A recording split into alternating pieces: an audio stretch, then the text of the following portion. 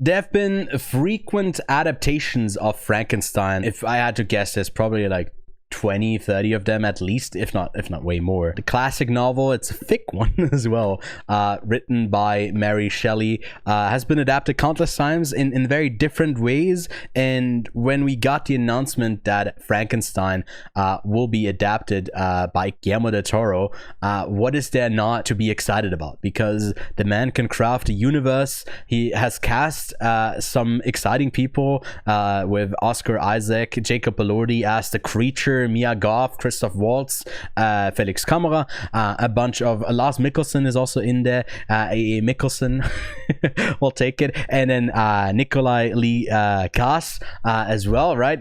Has got to be mentioned. He had another film at the festival that we also reviewed, Frankenstein, a very easily visual novel that we identified the creature and the one who made him in the hands of Guillermo del Toro. You'll get something special. I didn't even write down the synopsis because who needs a synopsis for Frankenstein? Frankenstein gets made. He's crowned to be Frankenstein's monster, which never gets said in this film. He's called a monster, but he is the creature. We get this movie that is structured with a prelude. Then we get the perspective of Victor, which is called like Victor's Tale, and then we get the perspective of the creature.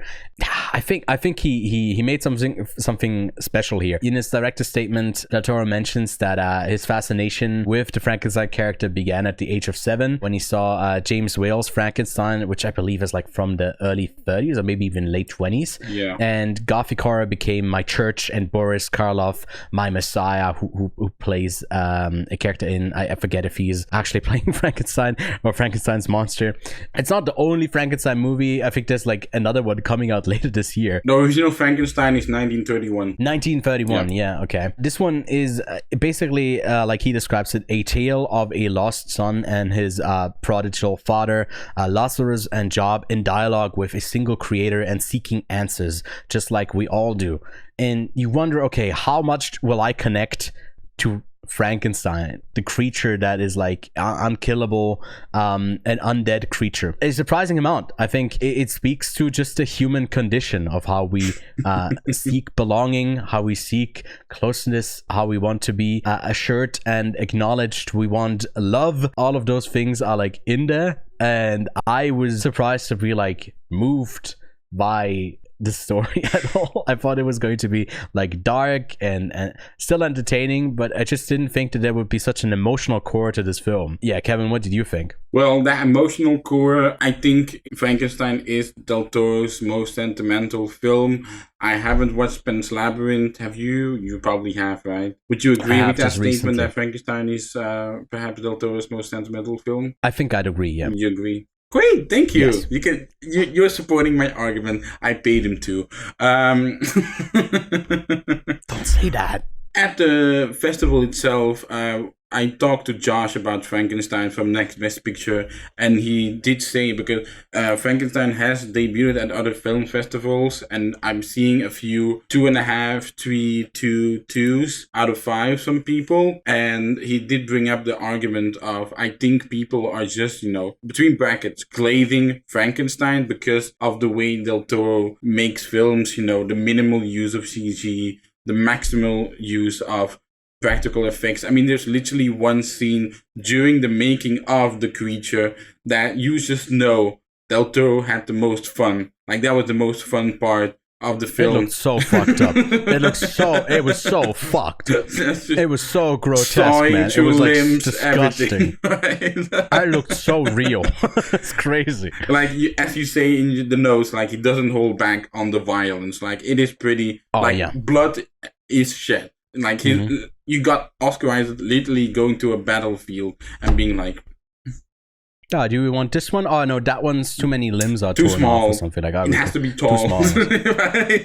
Yeah, that's a complete it's a complete disregard to human life, which is like the ultimate. Like, you need that to even be okay with like creating a creature like this, right? You need to have that as like exactly this scientist's view of the world, right? Which is really bleak. And if we're talking about the production design, well, my favorite set is the one that the movie starts out in, which is this glacier, Arctic. this ice, you got a boat that is stuck on, and it very much feels like The Terror or another series with Colin Farrell. It's so funny that we've done this like 3 times now. Like we talked about Frankenstein, and I still forget to look up the miniseries with Colin Farrell. It is a terror, yeah. No, but the Colin Farrell, Jack O'Connell one, The North Water. That's what I mean. Oh.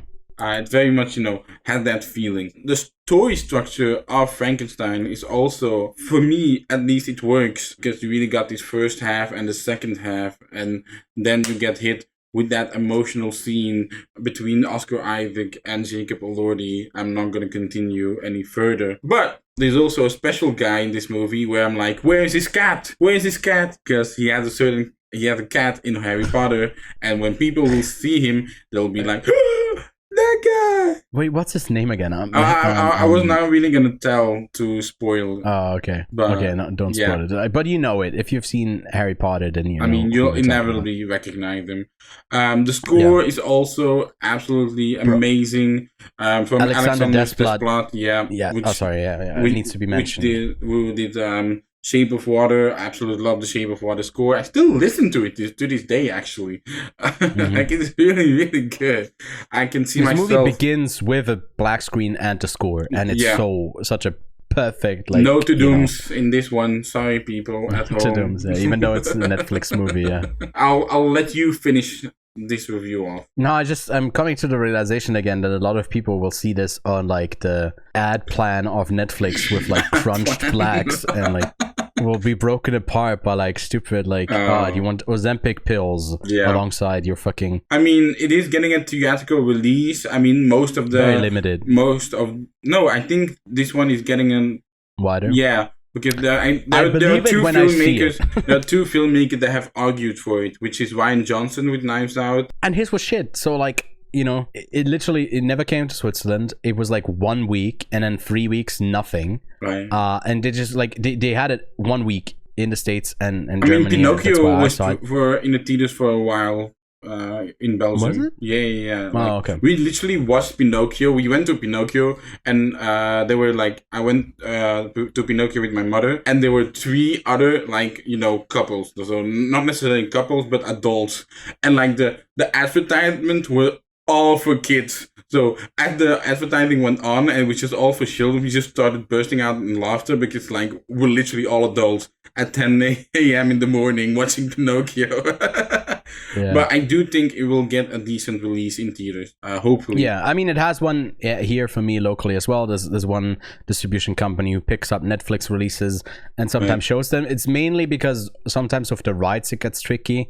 Where is it only Netflix US or is it international? I think what the story also really has going for it is the sort of you got the violence that he depicts. Then it's always like a question of, is it a glorification of it? I think from actually showing it, you're actually not glorifying it, because you don't cut out the stuff that you don't want to see. So it really is like you get to see it all in its grotesqueness that you want to look away, but that's what's happening. So you get to see it with Del Toro films. Then it's also part of like that breaking down the glorification of this revenge that maybe in a sense of finding your own identity with the creature. It's also about like the sort of chase that he has going after Victor, that like ultimately being futile. Like, is it actually what you're after, right? After this revenge, what is left? And that's what you're actually looking for, and that's what this movie is ultimately about. And I thought it was just going to be a chase, and then it was so much more than that, and it blew me away. It's like, oh my god, it's like there's a line that's like, I cannot die, I cannot live alone. And like there's some lines in there that are like, ooh, that got you moving. I didn't cry, but it was really close. And like one person on a jury grid, Connor, he came out and was like, I mean, to be fair, he was standing in the rush line for 2 hours. Yes, yeah, maybe it was just him. He was just out of it. Yeah, I think, was that the one where we brought him like water as well? And again, I think it goes without saying, he said there's a minimal amount of VFX if you can forgo it. That's why like the costume, the makeup, the like prosthetic work is all outstanding. And all deserves to be acknowledged by the Oscars and also by us as well, giving them props. But I think also the visual effects side of it, when we do get it, is spotless. It was really good. It looked amazing. It sounded great. And the performances, I mean, we've both said this is Elordi's best performance to date. Yes, some people are saying Mia Goth wasn't freaky enough. Maybe we don't need freaky Mia Goth all the time. Thank you.